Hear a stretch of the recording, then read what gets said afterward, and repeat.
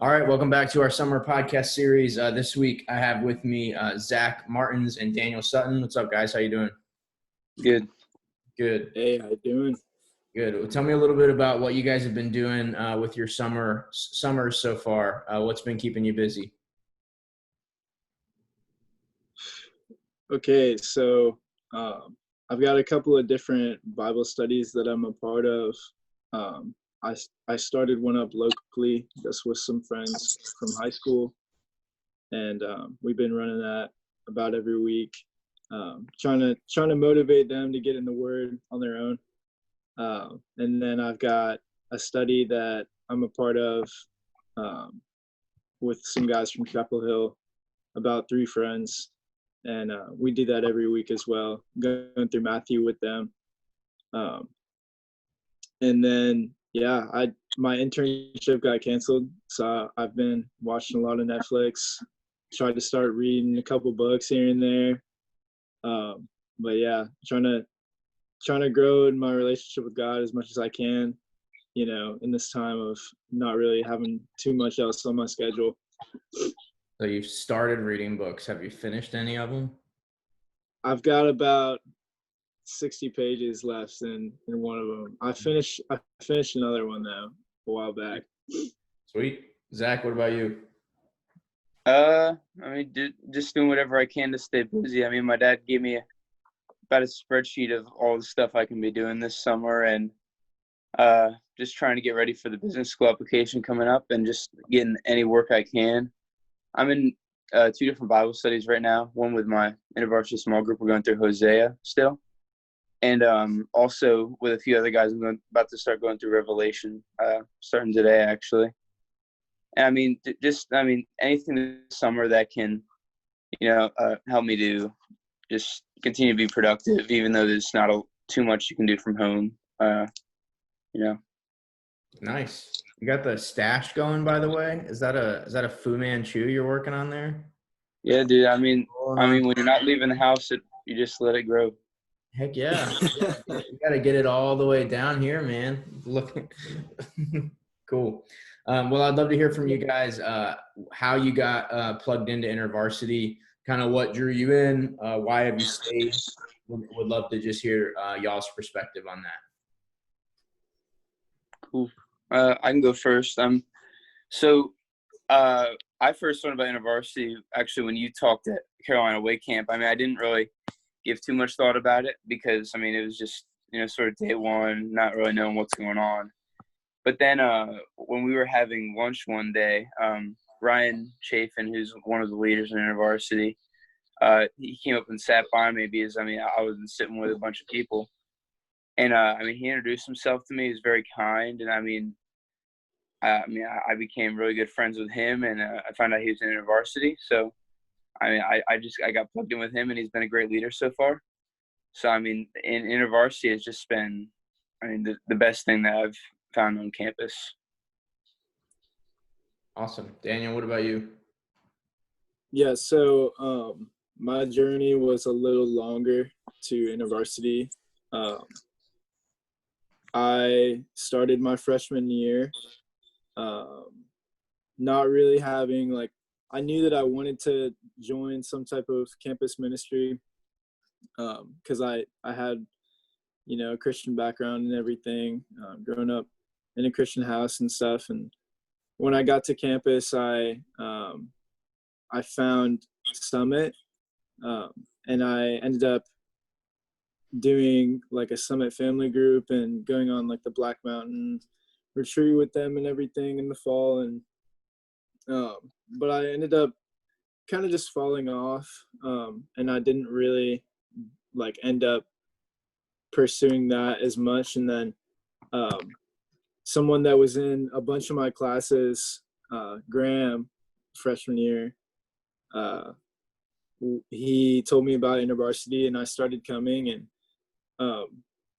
I still wasn't super involved, but I ended up actually going to some small groups and everything towards the end of last year, or my freshman year. And then sophomore year started, and I didn't really do much with InterVarsity until the retreat in the fall, and I really realized there that it was like where I needed to be.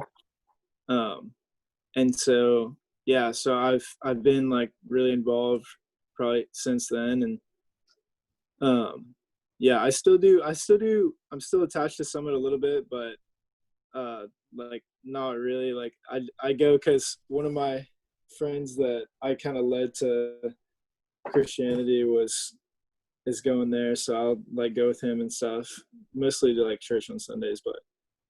But yeah, InterVarsity has just shown me so much love, like, and I really, I felt that it's where I needed to be after that retreat in the fall. Yeah, that's great, man. That's awesome to hear. So along those lines, you guys both mentioned small group leaders. Tell me a little bit about kind of what's your best like small group memory. What's the like most fun thing that you've done with your small group, or the thing that stands out most in your mind as kind of being influential, and one of the reasons maybe even that you decided that you wanted to be a small group leader yourself?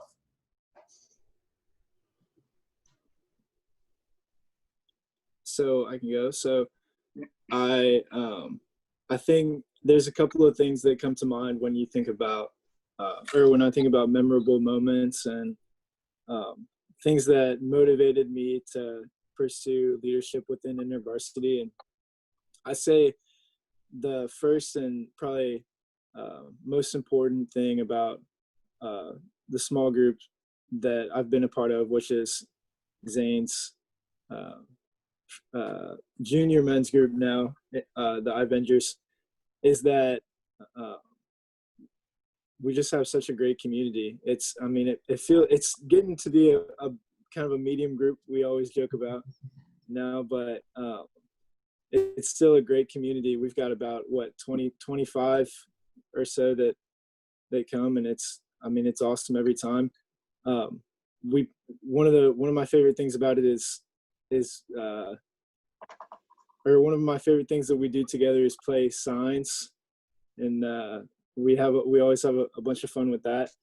And then the other thing that I'd say was something that really like kept me coming back, especially like earlier on when I wasn't as committed to my faith as I am now, is just like the depth of the teaching that you brought to our small group. I was just like really amazed at what I was learning every week that I came out. And I think that at some point I was watching you teach, and I just said, like, I want to be able to do that. I want to be able to affect teaching like that. So that's kind of why I decided to become a small group leader. That's awesome, man. Yeah. So for me, I mean,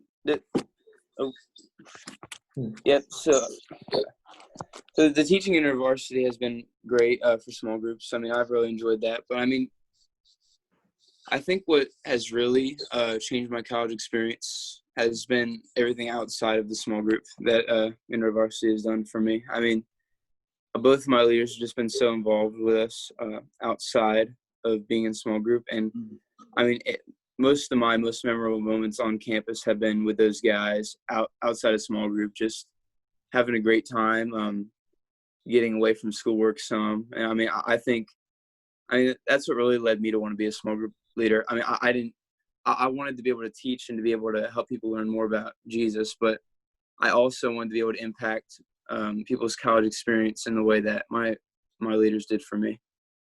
Yeah, that's great, man. That's awesome to hear. So want to dive in a little bit to kind of like how you guys see yourselves working together as leaders for next year. Kind of what are you excited to play off of each other with? What do you see as each other's like strengths that you're excited to balance out? And what are you looking forward to most with the small group that you're going to lead? Yeah, so I think, if you have listened to our past couple of answers, could see that me and Zach are going to bring it in the small group, in the teaching. but we're also gonna be there for, we're gonna be there for our boys outside of the small group, and really be building community with them there. Um, some strengths that I think Zach has, that I am working on, are just being like slow to speak. Um, I think, and so yeah, and like Zach is just, I mean, he's already shown to me that he's got we just have different perspectives in teaching. Like when we're going through passages, like we're always noticing like different things, and so but I think that we're also like kind of like-minded, and so yeah, I think that we're gonna be able to bring it in a few different avenues to make the group the best for our, the community that we're forming, and the love that we're all sharing together. And yeah. Awesome. Yeah. I mean, I agree with everything Daniel said. I mean, I think, I mean, there's a lot we can bounce off each other. I mean, Daniel's a really energetic guy, and I mean, that really helps, sort of when you're teaching. I mean, Sam Chow, who's my other small group leader. I mean, that's sort of one of the things he is in our small group. He's got the energy that keeps people engaged, and that I mean, it's hard to stay engaged for, I mean, a little over an hour just talking about, I mean, different things in scripture. But I mean, I think Daniel brings a lot of energy, and I mean, I think that's going to really help everyone in our small group stay engaged and help everyone to learn more, because I mean, it just becomes a more interesting environment to be able to learn in. Yeah, for sure. Yeah, I mean, I think one of the things that I'm excited about for you guys, I think Zach, you have one of the most innate understandings of like community and the commitment that it takes to really build community that I've seen, especially from someone going into their sophomore year. And so I'm really excited to watch the community kind of blossom out of that.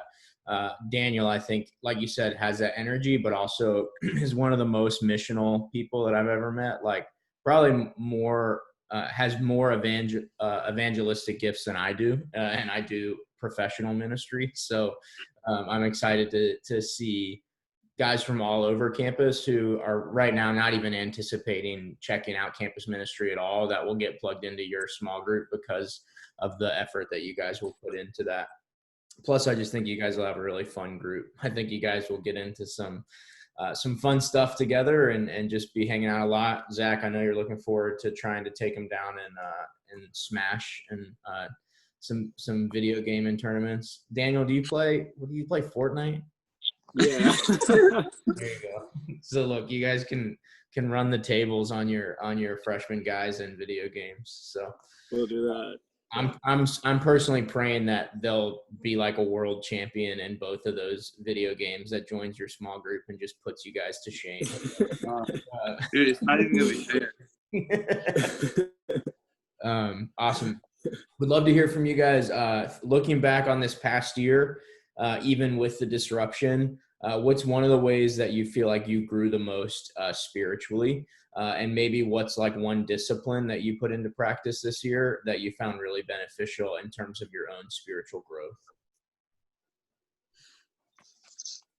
I think for me, one of the main ways I've grown spiritually, I mean, especially from being in this small group and just how we go through Bible study, I've been able to, when I'm reading the Bible, I can see deeper things in it than I could at the beginning of the year. I mean, I think that's really important, as you're reading the Bible, that you don't just get through the surface level stuff, but that you see what God actually means to say through the passage. I mean, even in the Old Testament, I feel like the Old Testament is sometimes harder to dissect.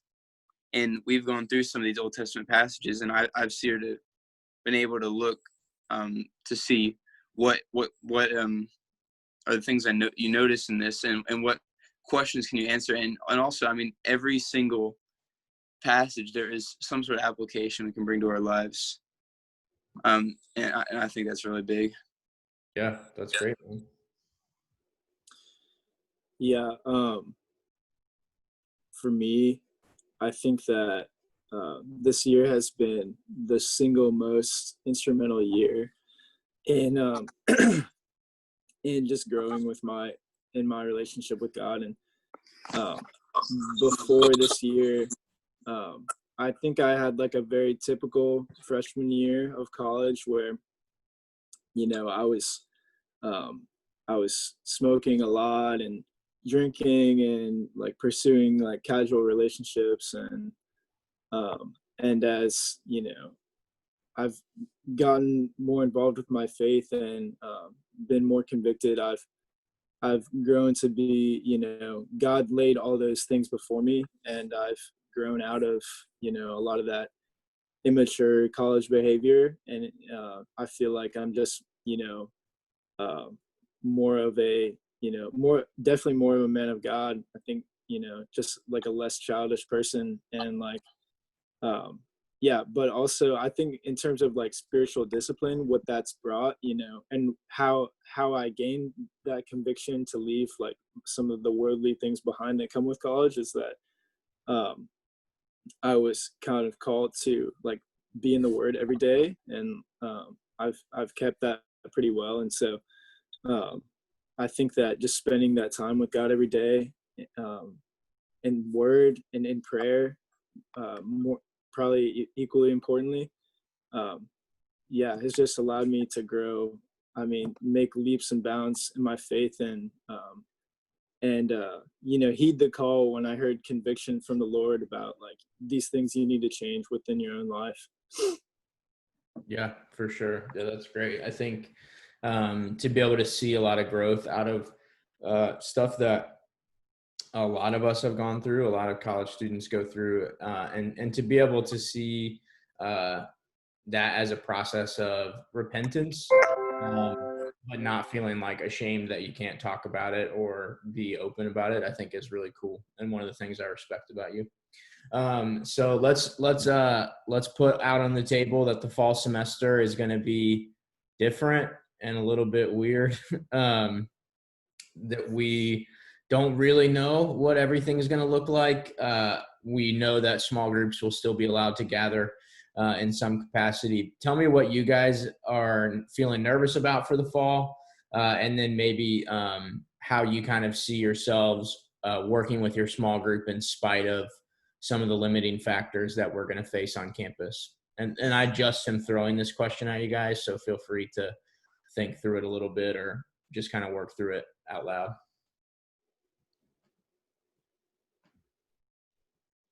Yeah, so um, obviously things are going to be different. A couple of the things that I'm probably most worried about are large group. Um, I really love large group. Um, yeah, I really love to worship with my InterVarsity family, and I really love to hear you get up there and give a killer message. And that's one thing that I'm kind of definitely kind of worried about, just like what our capacity is going to be to be able to hold that type of meeting.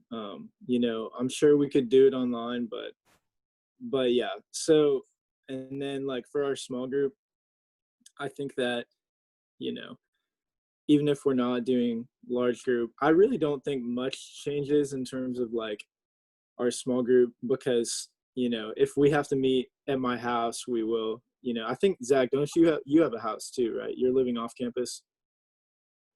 Or no, No, you're in Morrison. You're in a super suite, right? yeah, that's super sweet. Yeah.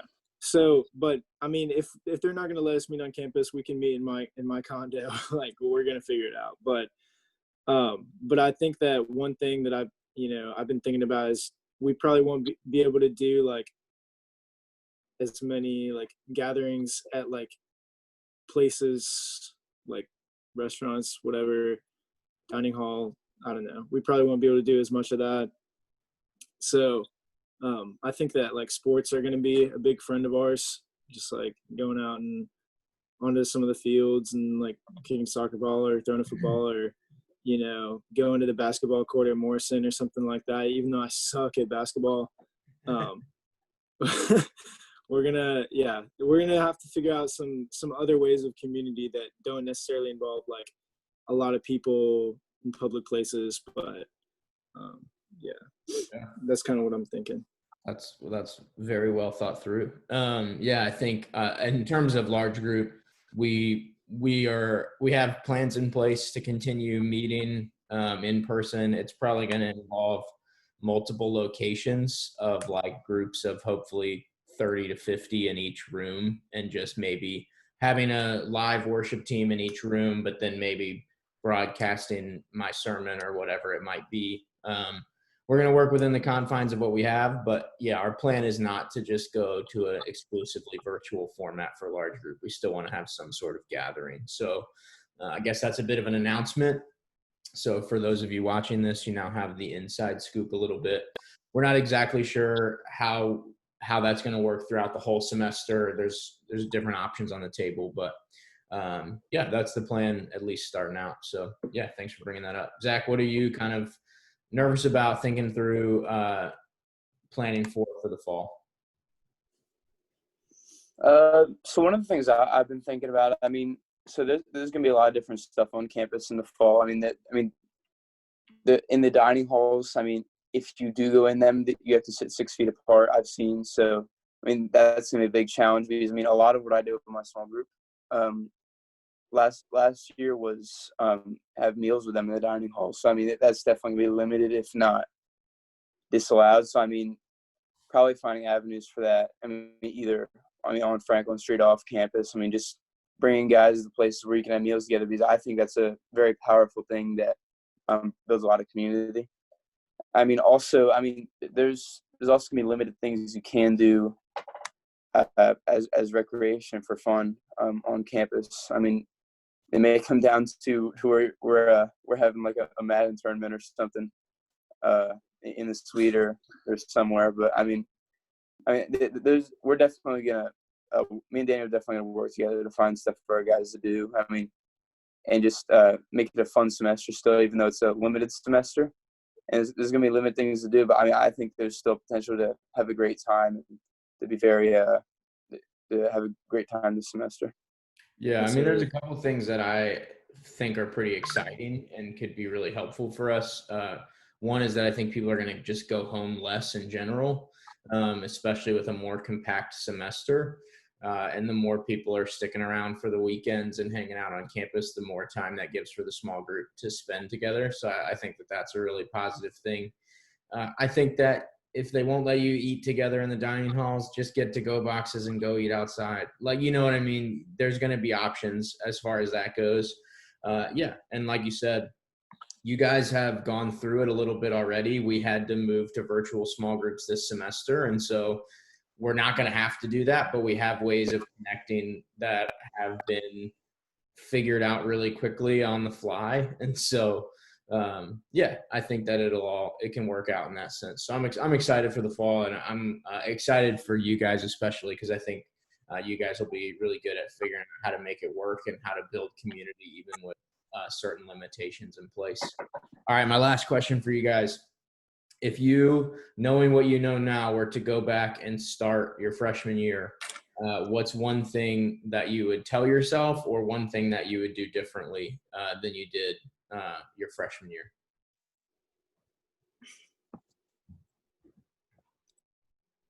All right, I'll field this one. So, I don't know. I think that you are a sum of all of your experiences, and so I don't think that I would go back and like change anything that I did, but I think that something that I would tell myself is that Jesus is worth it,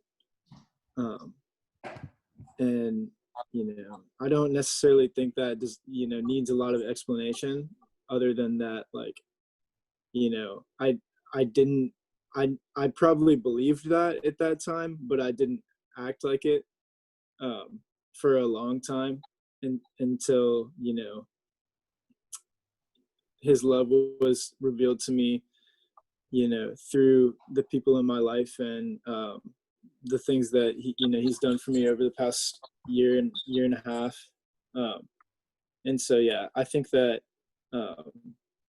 I think that if I had realized that earlier on, the years would have been a little easier. But I'm glad that like I just God's timing is perfect, and I'm glad to have experienced that and like be on the other side of it now, where like I'm wrapped in His love and embracing it.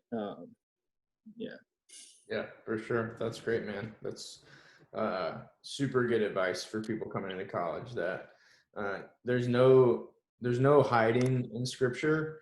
That to follow Jesus requires sacrifice, and so to know that, but then to also believe that whatever the cost he's worth it. I think is really really good to hear and to know coming into college. Zach, what about you? I think the advice I would give is, you get plugged in as early as you can. One of the mistakes I feel like I made at the beginning of my freshman year is, I knew about 5 guys from my high school, and I sort of hung out with them. I stuck with those guys, and we sort of did almost everything together. But it sort of got old near the end of the semester. And then I started branching out, and I just had such a deep community, and I just had so many people I could look to for advice, who I could just hang out with and all kinds of stuff. But I feel like if I would have done that earlier, I think my freshman year would have been a lot better. And I think that's finding people. Even of all different beliefs. There are people who I'm really good friends with at UNC, who are not even in the Christian community, who I'm still working on and trying to get them to, consider, even coming with me to InterVarsity one day. Yeah, I think that's really great. I think I see that the most with freshman guys is there's this, I guess it's this desire to kind of like want to feel like you already have a group and you fit in, and there's kind of like this cool factor with being connected early. But so you kind of find this group of 4 or 5 guys, and I did this my freshman year, and then it's kind of like, okay, well, we're just going to do everything together always. And that's great. I think that those friends and if you get close with the guys in your suite, they can be great friends. They don't have to be your only friends. Like, you're allowed to kind of plug in where it feels like it's the best fit for you. And oftentimes the guys that you are already close and connected with will also enjoy plugging in maybe to similar things that you do, but different things as well. And it's all going to work out in the end. So I think that's great advice too.